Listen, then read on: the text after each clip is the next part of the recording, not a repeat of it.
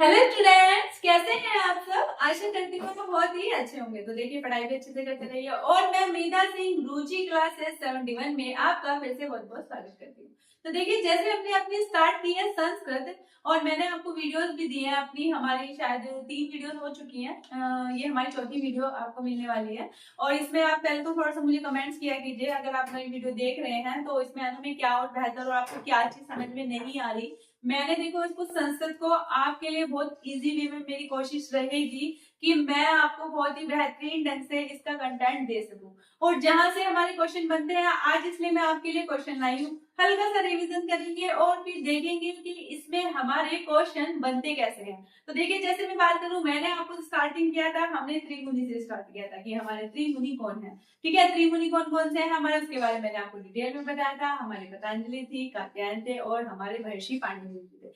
फिर मैंने आपको बताया माहेश्वर सूत्री। माहेश्वर सूत्री का हमारे निर्माण कैसे हुआ, मैंने आपको बताया था। हमारे जो पाणिनि जी ने है, उन्होंने घोर तप किया। उन्हें लगा कि नहीं यार, मुझे बीटे पर सोना है। अब पहले मैंने आपको बताया था, पढ़ने में बिल्कुल भी अच्छे नहीं थे, यानी कि उन्हें पढ़ाई में कोई इंटरेस्ट नहीं था। लेकिन फिर धीरे धीरे क्या हुआ, उन्होंने देखा एक महर्षियों का एक समूह जा रहा था, उनको सब बहुत आदर सम्मान दे रहे थे। उन्हें लगा कि यार मुझको भी ऐसा चाहिए, मैं भी ऐसा कुछ करूंगी ताकि क्या करें, लोग मेरा भी सम्मान करें। इसके लिए उन्होंने सोचा मैं व्याकरण शास्त्र की रचना करता हूँ व्याकरण शास्त्र के लिए। लेकिन करे क्या, इसके लिए उन्हें घोर तप करना पड़ा। घोर तप करने के बाद शिव जी उनसे प्रसन्न हो गए और शिव जी ने 14 बार डमरू बजाया। 14 बार डमरू बजाया तो हमारे 14 माहेश्वर सूत्रों का निर्माण हो गया। और इनके माहेश्वर सूत्रों के बारे में एक बात और भी होती है कि इनके अन्य नाम कौन कौन से हैं। जैसे मैंने आपको बताया था वर्ण समावनाएं, क्योंकि हमने इनसे ली है अपनी वर्णमाला।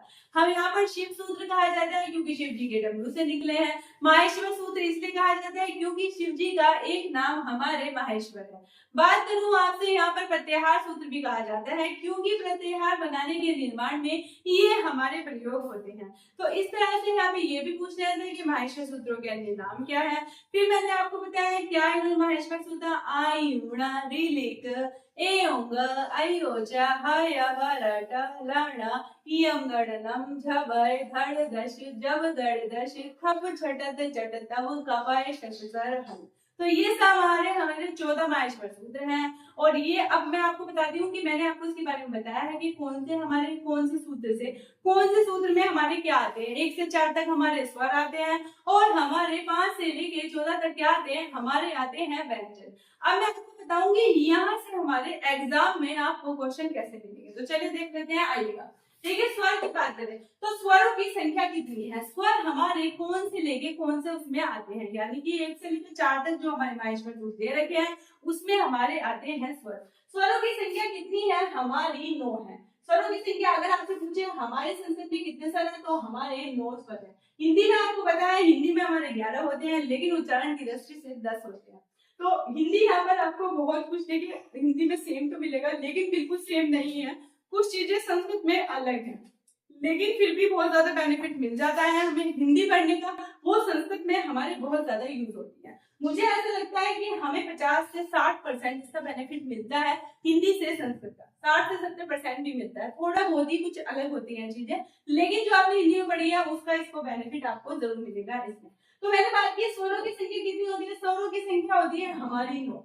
9 कौन सी होती है हमारी, ए ई उ री, ठीक है, री री कैसे बना रही हूँ ना। आपको पता है कभी कभी ना, एक बार की बात बता दी मैं आपको। एक बार क्या हुआ, मैं कुछ पढ़ रही थी तो मम्मी ने बोला मुझे क्या ना घर का ना सामान मंगाना है, तो तू जरा लिख दे। तो जब मैं थोड़ा सा काम करती हूँ ना, उस अपने काम में हूँ, तो जो सामने वाला बोलता है ना, तो मैं बहुत अच्छे से मतलब या तो लिखने में कुछ गड़बड़ कर दूंगी या बात सुन नहीं पाती। तो उन्होंने बोला मुझे घर का सामान लिखना है, मैं लिखने लगी।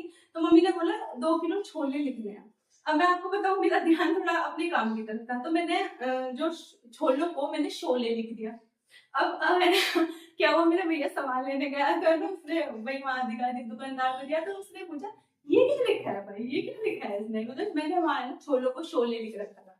तो मैं कभी कभी ऐसा काम कर देती हूँ, आप भी करते हो तो प्लीज बताना।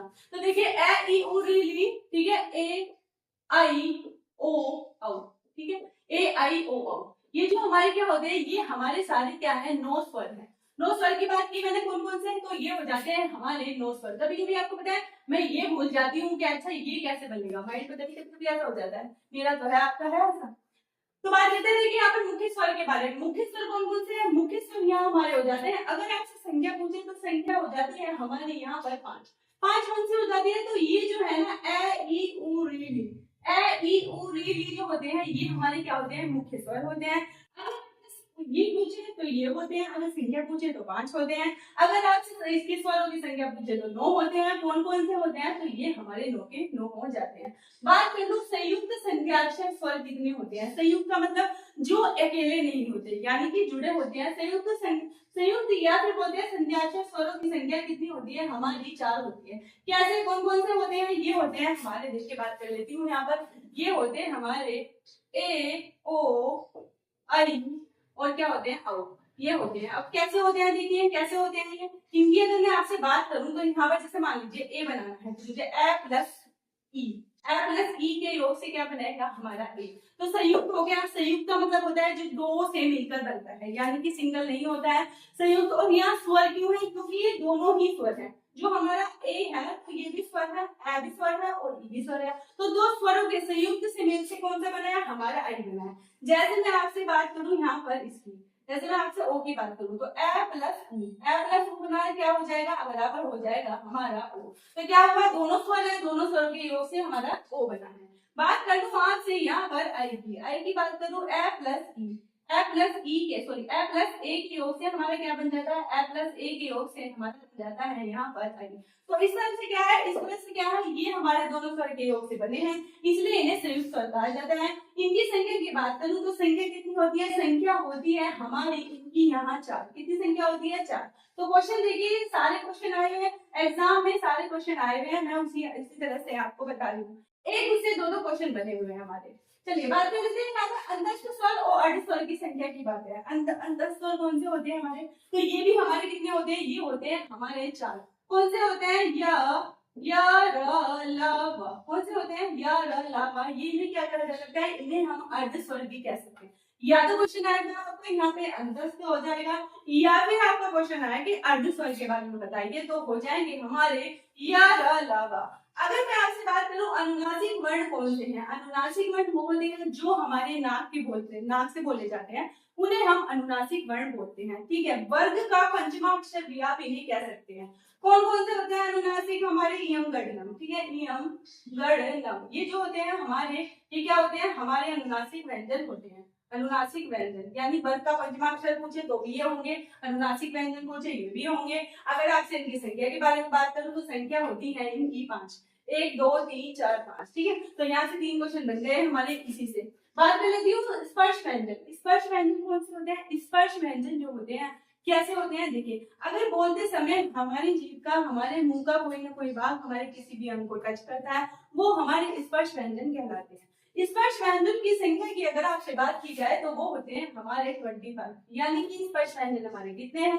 स्पर्श व्यंजन हमारे 25 है। अभी आपको मैं इसमें डिटेल में इसके बारे में अच्छे से बताऊंगी। कौन से उच्च व्यंजन की अगर बात करूं तो उच्च व्यंजन क्या होते हैं? उच्च व्यंजन जो होते हैं हमारे क्या होते हैं? उच्च व्यंजन भी हमारे 4 हो जाते हैं। कौन से? श, श, स, ह। ये जो 4 होते हैं ये हमारे उच्च व्यंजन होते हैं। संख्या की बात पूछेगा तो 4 होते हैं, और कौन कौन से होते हैं? तो श, श, स, ह ये 4 हमारे होते हैं।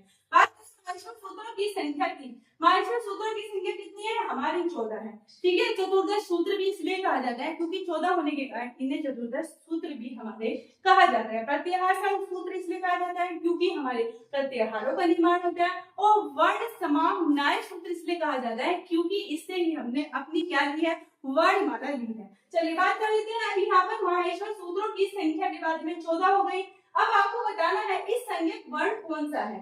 इस संज्ञक ऐसा कौन सा है जो 2 बार आया है? मैंने आपको पहली क्लास में बताया है, तो जो हमारा ण है वो हमारा ऐसा एक संज्ञक वर्ण है जो 2 बार आया है। अब वर्ण की बात करें, ऐसा कौन सा वर्ण है जो 2 बार आया है? तो ऐसा वर्ण हमारा है जो क्या हुआ है? 2 बार आया है। इस संज्ञक वर्ण लास्ट वाला वर्ण होता है, और जिसमें क्या होता है हमारे हलंत जुड़ा हो वो हमारा इस संज्ञक वर्ण होता है। इनका निर्माण हम प्रत्याहार के लिए करते हैं, पर इनकी काउंटिंग हम बिल्कुल भी नहीं करते। काउंटिंग का इसका यूज नहीं होता है हमारे। चलिए बात करते हैं प्रत्याहारों की संख्या के बारे में। तो प्रत्याहारों की संख्या जो हमारी है वो 42 है। प्रत्याहारों की संख्या कितनी है हमारी 42 है। संयुक्त व्यंजनों की संख्या के बारे में बात करूं, संयुक्त व्यंजन, संयुक्त स्वर कितने हैं वो है हमारे 4। कौन कौन से हैं? ए ओ आई औ, ये क्या है हमारे संयुक्त स्वर हैं। संयुक्त व्यंजन की संख्या की बात करूं तो कौन से हो जाते हैं? ये होते हैं हमारे 3। 3 कौन कौन से होते हैं? ये होते हैं हमारे अक्षित क्षत्रिय, प्राकृत शूर और आगे से ज्ञानी होते हैं, हमारे 3 होते हैं। बात की जाए अक में कौन सा वर्ण आता है? अक क्या है हमारे यहाँ पर? अक में देखिए कौन से आते हैं हमारे?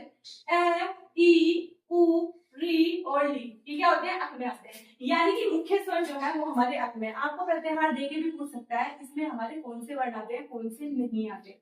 देखिए एच की बात करूं, एच में हमारे कौन से आते हैं? तो एच में हमारे क्या आते हैं? ये आते हैं हमारे संयुक्त स्वर आते हैं। कौन से?